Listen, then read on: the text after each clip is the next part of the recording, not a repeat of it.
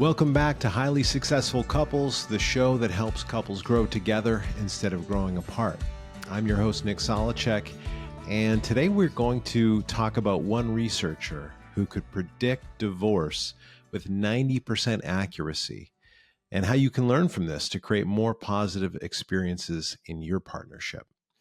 Before we dive in, just a little housekeeping here, and I want to acknowledge all of you that are listening to the show, sharing the episodes, submitting your questions, giving me your thoughts on the episodes and how it's made a difference for you, how you disagree, maybe see things a different way. It's great to engage and just hear from so many of you on this. The podcast is on the charts, and I've got a new goal of trying to make this a top 10 relationship show. So I appreciate your support in that and tuning in. One listener let me know that they had some thoughts about the fighting over text message episode 4, where I recommended, that we really avoid fighting over text because of how much we miss. If you didn't hear that episode, go back and listen to it. Every week in my digital office here, I listen to couples talk about some of the moments that go sideways. And a lot of the time they are over text message. Obviously, our conversations can go sideways in person, but text messaging is particularly bad for articulating ourselves, understanding where our partner's coming from, being able to sense what they're feeling, what they're going through. And this one person that shared some feedback with me said that, with their partner, they actually will go back and forth over text. And part of that is due to work schedules, travel. Sometimes they're just exhausted because of the kids. And that they find that actually conversing over text can help slow things down and can help them think about what they really want to say before they say it.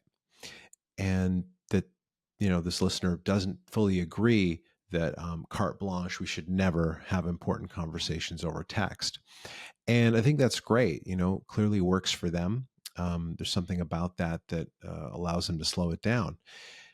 Slowing things down in general is part of the goal. Like if we want to get through these conversations or we want to make quick progress, we do need to go slowly, especially inside of conflict, especially inside of misunderstanding. Otherwise, we're typically going to increase the sense of disconnection instead of getting in touch with what really matters and hearing each other's position. So for this couple that works, it could work for you too. And there's no hard and fast rules necessarily about how you need to be in your relationship. The tendency here is that we don't slow down. So over text message, we tend to just react to one another with defensive statements, criticizing, shaming, blaming. We're not texting mindfully.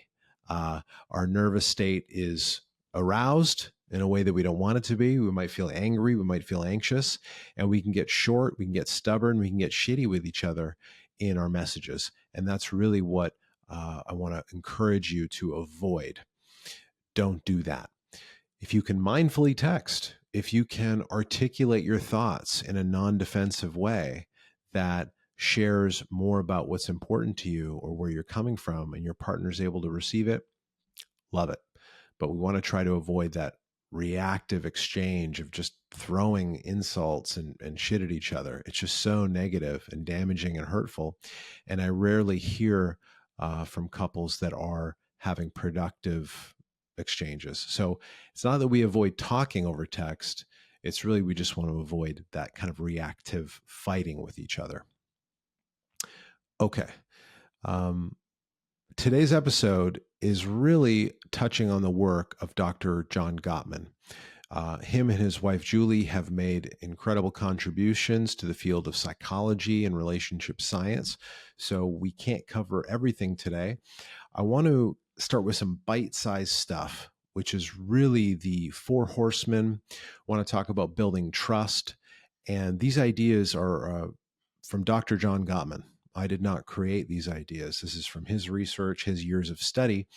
And now they're kind of part of pop culture. Many therapists, especially couples therapists, are helping couples to eliminate these negative behaviors known as the Four Horsemen and try to get them to focus on the remedies or the antidotes, or essentially a more positive way of relating with each other to build a culture of appreciation and understanding and teamwork, because these are the things that successful couples are able to do. They're able to turn towards their challenges together. For those of you who don't know Dr. John Gottman and his wife, Julie, they have been widely recognized with their contributions to psychology and science and received many awards. John's research began in the 70s, but he's most famous for his work in the late 80s with Robert Levinson.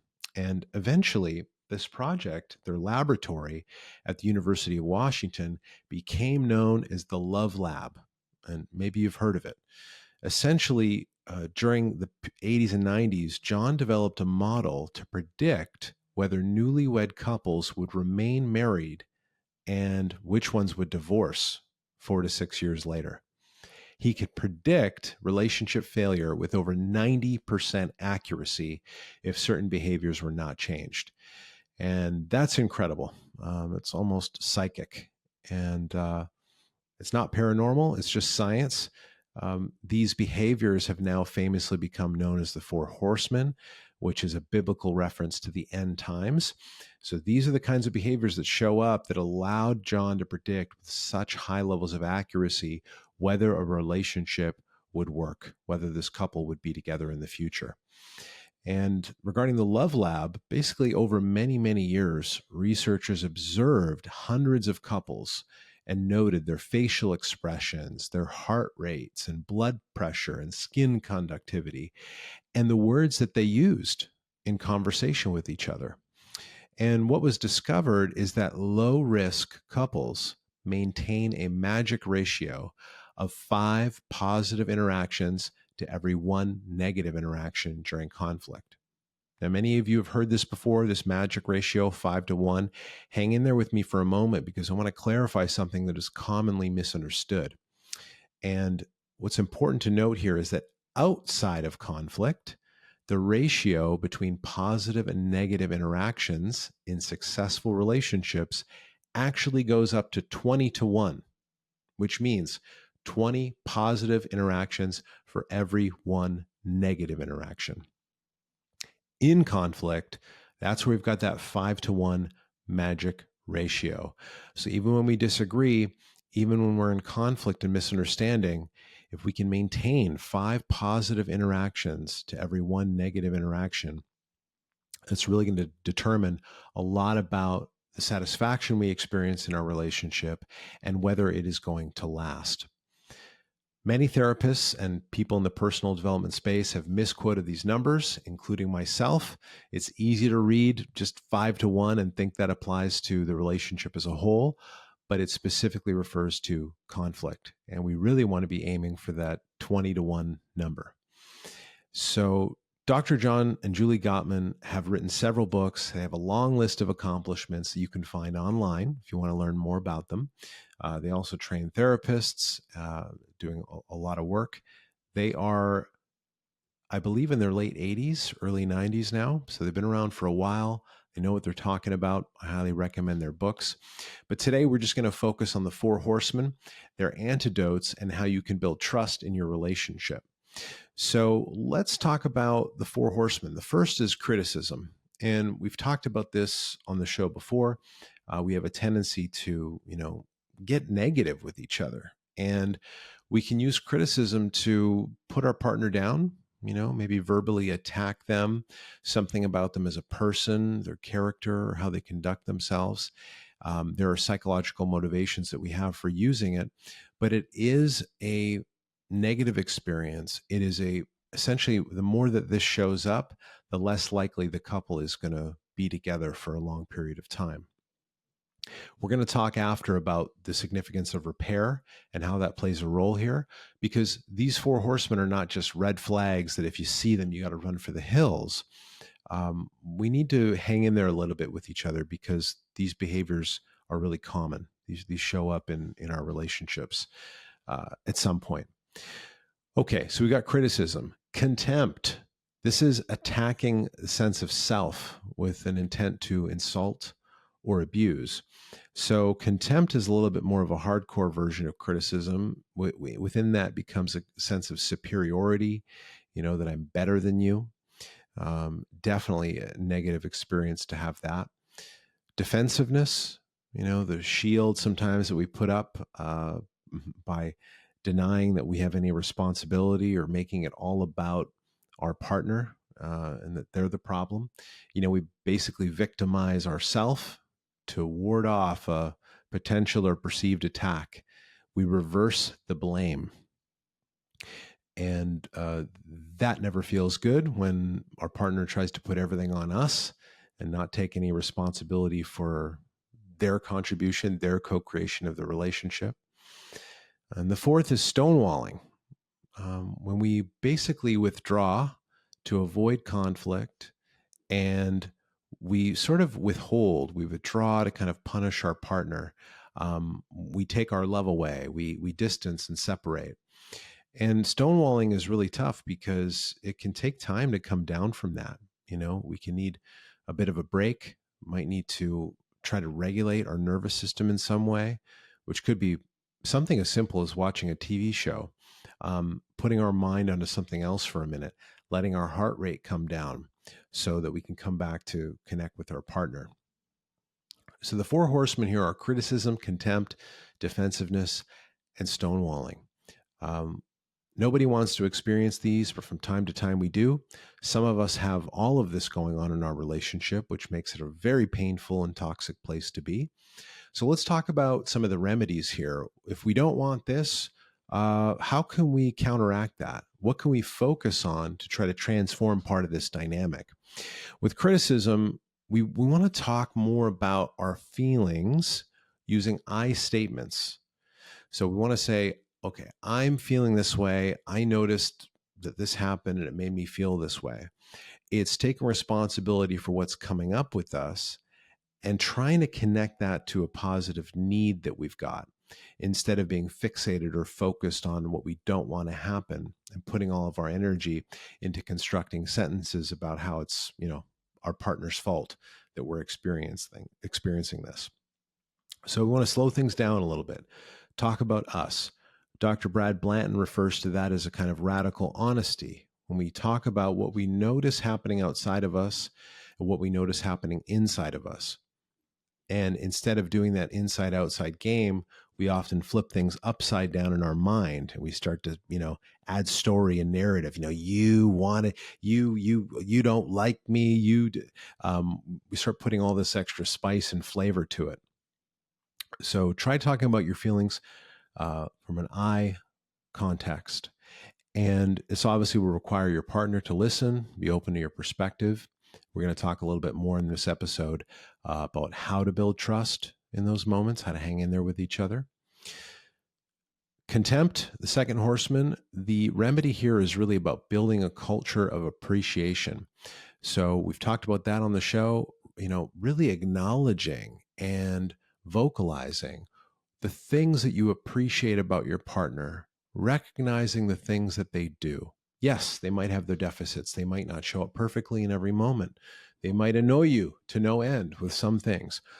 But let's try and stay focused as well on the positive qualities. Let's try and see the whole picture because we can get really narrow. We can get really myopic sometimes in our perspective and just get focused on the thing or the things that aren't working. So try and find some gratitude for each other, gratitude for the positive things you do contribute to the relationship, to the household, and so on. The remedy for defensiveness is personal ownership and responsibility. We need to be able to accept our partner's perspective and also take ownership of the ways that we might have contributed to their upset. So this is an apology, okay, I'm sorry I did that. Sometimes we say things like, oh, I'm sorry that you feel that way. And that's kind of a shitty apology. It lacks ownership. And some of us can be really sensitive. Most of us are really sensitive to taking responsibility for wrongdoing. We don't want to feel bad. We don't want to feel shame. We don't want to feel like we're to blame. But if both partners are able to take responsibility for the fact that their partnership is a co-creation, this idea that it takes two to tango. You can't be in a relationship or have a fight if it's just you staring at the wall, unless there's something more clinically severe going on. In a relationship, we've got these stimulus and response, action and reaction, pulsing energy back and forth. And if you really take a moment, to dig deep, you'll find, and you probably have found that, yeah, okay, I can see how I co-created that moment with my partner. So instead of getting defensive, take responsibility, be willing to apologize, take ownership for what's yours. That doesn't mean taking ownership for things that, aren't your fault.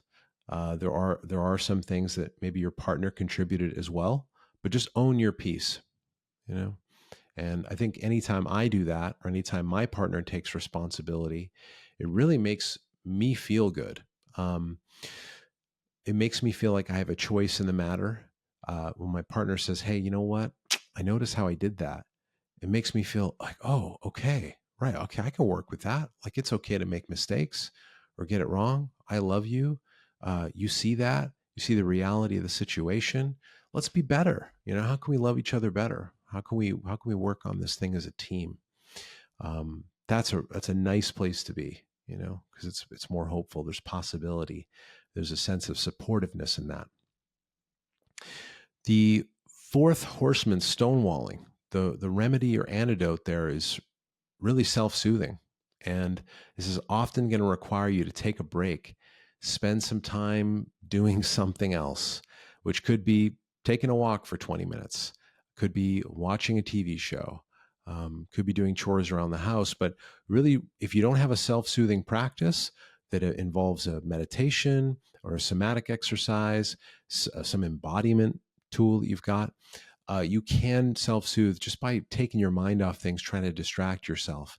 And there's a lot of ways that you might do that in a healthy way that isn't distracting yourself with a 6-pack of beer. This can be helpful. And what's important is that we don't just take breaks and then avoid the conversation altogether. We need to be able to communicate with our partner and say, "Hey, I'm feeling totally overwhelmed," or, "Hey, I can notice that you might be feeling overwhelmed. Let's take a break. Let's come back to this in 30 minutes. Let's talk about this after dinner, because this relationship's important to me. And I know sometimes we get overwhelmed. Let your heart rate come down, let your nervous system regulate, and come back to the conversation from a state where you're going to be more successful." So these four horsemen, if they're present, it doesn't mean that your relationship is over and that you're doomed. These are going to show up in life. They're going to show up inside of your romantic partnerships. Most people can acknowledge or notice, if they've been together more than a couple of years, they're going to see a moment where at least they maybe got critical, or maybe they shut down. They got overwhelmed, and their nervous system response was to go full dorsal vagal, shut down. They go offline. They're not available.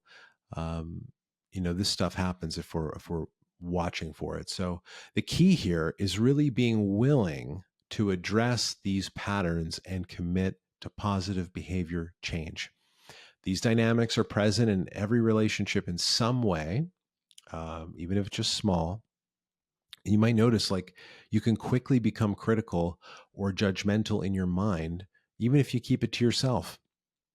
But that energy is still present in the relationship, and it can show up in your behavior, inside of the way you express yourself, or the things you withhold. And of course, many of us do become critical in our communication. We get negative with our partner in an attempt to get them to behave the way that we want them to, which isn't a great strategy. Part of our brain thinks that it works, but it doesn't. And in episodes 6 and 7 of this show, we discussed repair being a major key to lasting relationships. And that's relevant here. If one of these horsemen is present in your partnership, it doesn't mean that the relationship is over or it has to end or that you guys are broken. It probably means you want to experience something different. You want the pattern of behavior to end, and it will take commitment from both partners to make that a reality. Dr. John Gottman also created an acronym to help us understand what matters in relationships, and it's really about trust and attunement. Many of us struggle with emotional attunement. And most psychologists agree that building trust with another person requires this ability from us. So to help us remember this truth, to remember this teaching, Dr. John Gottman created this acronym that stands for awareness, tolerance, turning towards, understanding, non-defensive listening, and empathy. The acronym is ATTUNE. So let's discuss this a little bit. If we want to build trust in our relationship, the gateway for that is emotional attunement. Many of us have a huge growth opportunity here with this. It's rare that anyone is perfectly emotionally attuned. We're going to become disconnected. You can think of this as almost losing consciousness in a moment with your partner.